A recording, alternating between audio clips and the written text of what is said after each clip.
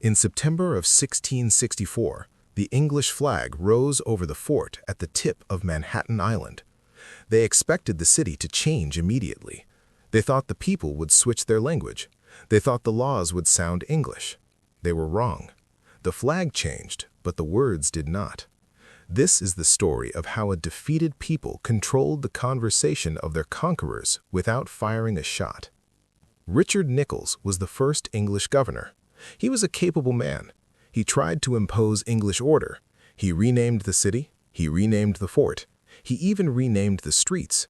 But he could not rename the thoughts in people's heads. When he walked through the city, he heard Dutch. When he sat in the taverns, he heard Dutch. The English soldiers found a city that felt, smelled, and sounded foreign. The challenge for Nicolls was immediate. He needed to run a city government. He needed to collect taxes. He needed to settle disputes. But the records were all in Dutch. The deeds to the houses were in Dutch. The merchants wrote their ledgers in Dutch. Nicolls could not simply burn these records. That would cause chaos. He had to keep them. This meant the English administration was built on a foundation of Dutch words. The English judges had to rely on Dutch interpreters. This gave the Dutch merchants a strange power. They could argue the meaning of a word. They could claim an English law did not apply because the original deed said something else. Let us look at the streets. The English tried to impose order. They wanted to organize the city. They looked at the winding paths of Manhattan. The Dutch had built roads where cows walked. The roads were messy. They were not a grid. The English officials tried to straighten them. They issued maps with English names, but the people ignored them. A merchant would tell a delivery boy to go to Brouwer Straat. The English map called it Stone Street. The delivery boy went to Brouwer Straat. If the English official asked for directions, the local would shrug. They pretended not to understand. The English words existed on paper. The Dutch words existed on the ground. This caused a daily friction. Imagine an English soldier asking for a drink. He asks for small beer. The Dutch barmaid does not understand. He has to point. He has to use his hands. He feels foolish. Then he learns the Dutch word. He asks for beer. He has surrendered his language to get a drink. This happened thousands of times a day. It happened in the markets. It happened in the churches. The English might have owned the territory, but the Dutch owned the vocabulary of daily life. The religious life of the city was a fortress for the Dutch language. The Dutch Reformed Church was the center of the community. The ministers preached in Dutch. They sang psalms in Dutch. The English governors knew they could not stop this. If they stopped the church, the people would rebel. So they allowed the Dutch Reformed Church to continue. Every Sunday, the English officials walked past the church. They heard the booming sermons in Dutch. They did not know what was being said. It could have been a sermon about love. It could have been a sermon about rebellion. The English had to trust the ministers. The ministers used this power. They taught the children. They kept the language pure. They ensured the next generation spoke Dutch first. Education was another battleground. The English wanted English schools. They wanted to teach the children of New York to be English subjects. But there were no English teachers. There were no English school books. The only schools were Dutch. The schoolmasters taught reading and writing using Dutch texts. The Bible they used was Dutch. For years after the takeover, the children of New York learned their ABCs in a language the King of England did not speak. This is a key insight. The English ruled the bodies of the children, but the Dutch ruled their minds. Evert Duyckinck was a prominent figure in the city. He represents the common man. He did not hold high office, but he was a mover of culture. He and men like him continued their lives as if the English were just temporary visitors. They kept their Dutch names. They kept their Dutch customs. They spoke Dutch at the dinner table. This stubbornness was not violent. It was passive. It was the quiet refusal to disappear. The English administration tried to fight back with law. They passed ordinances. They required certain legal proceedings to be in English. But the reality of the street was stronger than the law on the paper. When a fire broke out, the alarm was cried in Dutch. When a ship arrived from Amsterdam, the news was discussed in Dutch. The economy of the city was tied to the Netherlands. The merchants traded with their old contacts. They wrote letters in Dutch. The English could not cut these ties without destroying the city's wealth, so they allowed the Dutch words to flow through the ledgers of the port. A controversy arose over the word boss. The English used the word master or sir. The Dutch used boss. The English officials found that their servants and workers responded better to boss. It was a familiar word. It was a word that got things done.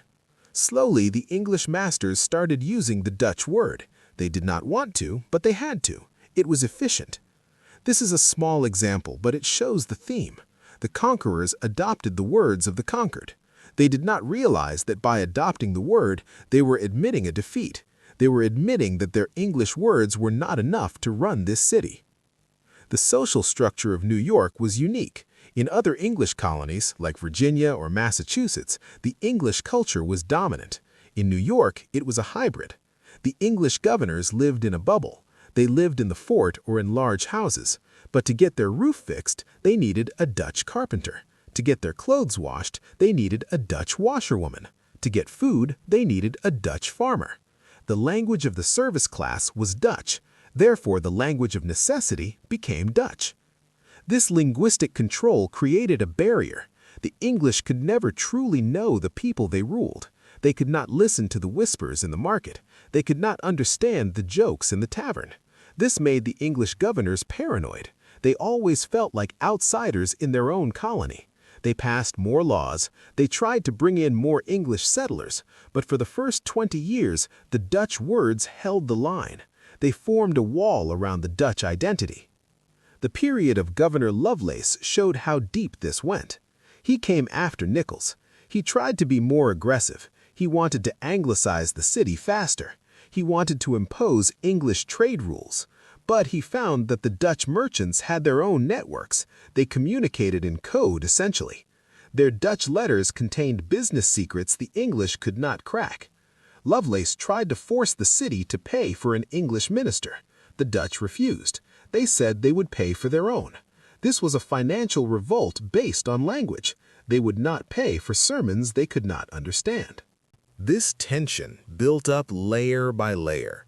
The English thought time was on their side. They thought that as new English immigrants arrived, the Dutch would fade. But the Dutch held on to their words with a tight grip.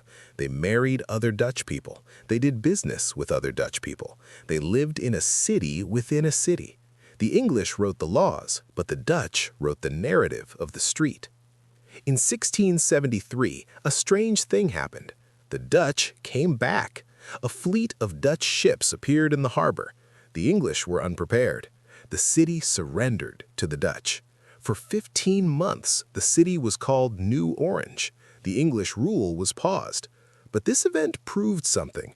It proved that the English rule was brittle. It showed that the English had not truly conquered the heart of the city. The Dutch words had kept the spirit of the city alive. When the Dutch flag went back up, no one had to change their language. They just spoke louder. The Treaty of Westminster in 1674 gave the city back to the English. The English returned, but they were wiser now. They realized they could not force the Dutch to stop speaking. They had to negotiate. They had to accept that Dutch words were part of the permanent fabric of New York. The English governors began to learn the Dutch words for things. They started using the word killing for a small stream. They used the word pancake for the food. They used the word coleslaw for the cabbage salad. The menu of the city was Dutch. The year was 1674.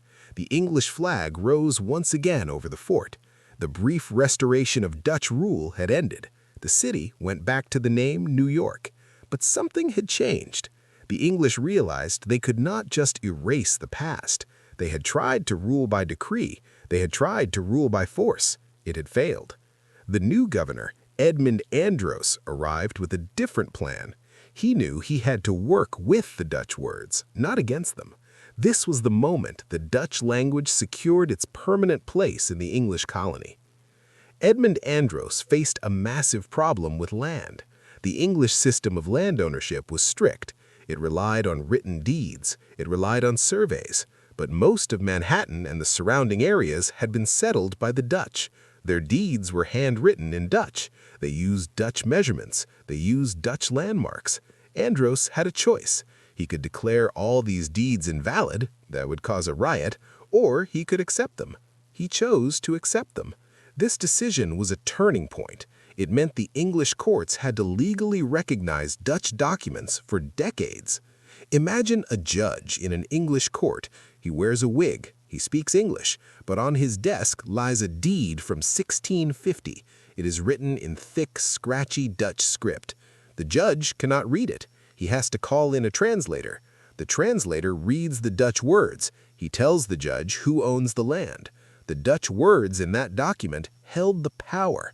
They decided who was rich and who was poor. They decided where the property lines were drawn. The English law could not function without the Dutch language acting as the key. The Dutch words controlled the soil of New York. This control extended to the very shape of the city. The Dutch had built their farms along the water. They had built roads that followed the contours of the land. The English wanted a grid. They wanted straight lines, but they could not move the houses. They could not move the farms. So they had to keep the Dutch names for places. They tried to rename them, but the people refused to use the new names. This is how the map of New York became a museum of Dutch words. Take the area known as the Bowery. This was the farm of Peter Stuyvesant. The English tried to call it part of the East Division, but the people kept calling it the Bowery. It was easier to say. It meant something to them. Today, the street is still called the Bowery. The Dutch word for farm became the name of a famous street. The English authority could not erase it. Then there was Brooklyn. It was a village across the river. The English renamed it Brooklyn, but the sound remained. The spelling changed, but the Dutch word lived on. The same happens to Harlem. It became Harlot. Jonkheer became Yonkers. The English ruled the territory, but the Dutch words ruled the map. The controversy over these names was not just about habit, it was about identity. When an English settler arrived in 1680, he had to learn Dutch geography to survive. He had to ask for directions to Staten Island or the Kil van Kuil. He was navigating a world defined by Dutch sounds. The English administration had to print maps with these names. They had to use them in official reports. They were prisoners of the vocabulary. They could not govern a place they could not name. A lesser-known fact involves the word Yankee. This word became famous later, but its roots are in this time of conflict. The Dutch settlers noticed the English names. Many Englishmen were named John. The Dutch diminutive for John is Jan. The Dutch settlers also saw the cheese trade. The English were called John cheese or Jan Kees by the Dutch. It was a mocking term. It was a way for the Dutch to laugh at the English. Eventually, the English adopted the word Yankee for themselves. They took the insult and made it a badge of honor. This shows the power of the Dutch language. The Dutch named their rulers. The tension between the two languages reached a boiling point in 1689. This was the year of Leisler's rebellion. Jacob Leisler was a German-born merchant. He was a Calvinist. He spoke for the common people. Many of these people were Dutch. They felt the English government was ignoring them. They felt the taxes were too high. They felt the English officials were corrupt. The language barrier was a big part of this anger. The English government spoke down to them. They did not understand the needs of the Dutch families. Leisler seized the fort. He took control of the city. He claimed he was holding it for the new Protestant monarchs in England, William and Mary. But his support came from the streets. It came from the Dutch speakers. For 2 years, Leisler ruled New York. This was a period where the Dutch influence was at its peak. Leisler dismissed the English council. He appointed his own men. Many of his proclamations addressed the concerns of the Dutch community. It was a violent correction to the English rule. It was a scream in the Dutch vernacular. The English fought back. They sent troops. In 1691, Leisler was arrested. He was tried for treason. The trial was a clash of cultures. The English judges saw him as a traitor. The Dutch people saw him as a martyr. Leisler was executed. The English thought this would break the Dutch spirit. They were wrong. The execution created a legend. It solidified the idea that the Dutch population was a power to be reckoned with. They could not be ignored. They had held the city for 2 years. The aftermath of the rebellion led to a new charter. In 1691, the Assembly passed an act affirming the rights of the Dutch Reformed Church. This was a victory. It meant the English government officially recognized the Dutch religious institution. It allowed them to worship in their own language. It allowed them to keep their own schools. The English realized that if they tried to suppress the Dutch culture, they would face more rebellions. They had to compromise. The Dutch language was granted a safe harbor in the churches. In the early 1700s, the Dutch language continued to dominate the home. An English traveler named Edward Hyde, Lord Cornbury, who became governor in 1701, noted this with frustration. He was a controversial figure. He wrote letters back to England complaining about the colony. He said it was impossible to govern the people because they did not understand the king's English. He wrote that the Dutch women were especially stubborn. They refused to learn English. They raised their children in Dutch. The English governors felt like strangers in their own colony. This extended to the food on the table. The English governors had to eat what the Dutch provided. They ate cookies, which became cookies. The English word was biscuit, but in New York, people ate cookies. They ate waffles. They ate coleslaw. These words entered the English vocabulary because the English had to eat. They could not change the menu.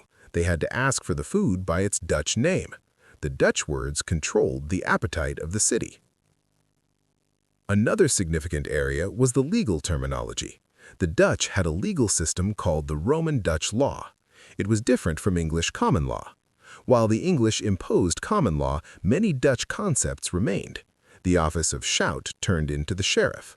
The word shout faded, but the role remained heavily influenced by Dutch practice. The burgomasters were replaced by mayors, but in the small towns the Dutch terms for local leaders lingered. The English had to adapt their laws to fit the Dutch reality. They could not invent a new society from scratch. The Dutch language also controlled the trade in slaves. The Dutch West India Company had introduced slavery to New York. The English continued it, but the network of traders was heavily Dutch.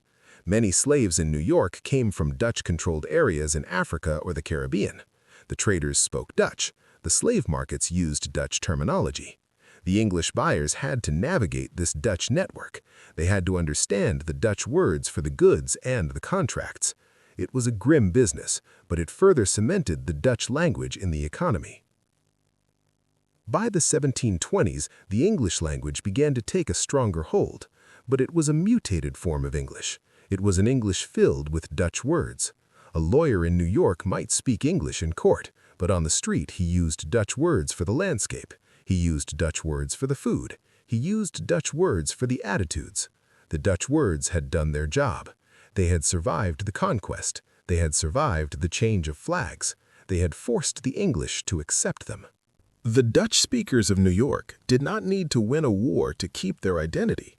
They used their language as a shield. They used it as a tool. They made the English realize that to rule New York, you had to speak New York. And New York spoke Dutch. The words were in the streets, they were in the courts, they were on the maps, they were in the kitchens. The English flag flew high, but the Dutch words walked the streets. They walk them still today. The legacy of this time is clear. The English took the city. They took the political power. They took the tax revenue. But they did not take the language. The Dutch words controlled the reality of New York. They defined where people lived. They defined what people ate. They defined the stubborn independence of the people. The English became the rulers of a Dutch world. They had to adapt. They had to change. The Dutch words remained. They were the true victors. They did not fade away. They became the heartbeat of a new, unique city. A city that was English on the surface, but Dutch at the core. The English governors came and went. The kings and queens changed in England, but the Bowery remained the Bowery. Brooklyn remained Brooklyn. The cookies remained cookies. The Dutch words had anchored themselves in the soil. They proved that words can be stronger than armies. The English had the guns. The Dutch had the dictionary. In the long run, the dictionary won. The English rule was just a chapter. The Dutch words became the story, a story that is still being told on every street corner of the city. This history shows us a great lesson. Conquest is not just about land, it is about culture. The English tried to impose their culture. They failed to wipe out the Dutch. The Dutch words acted as a quiet resistance. They created a hybrid city. This city became the greatest city in the New World. It was built on the words of the people who surrendered the fort, but refused to surrender their voice. The Dutch words controlled the English rule by making the English rule impossible without them. The English had to use Dutch words to govern a Dutch city, and in doing so, they became a little bit Dutch themselves.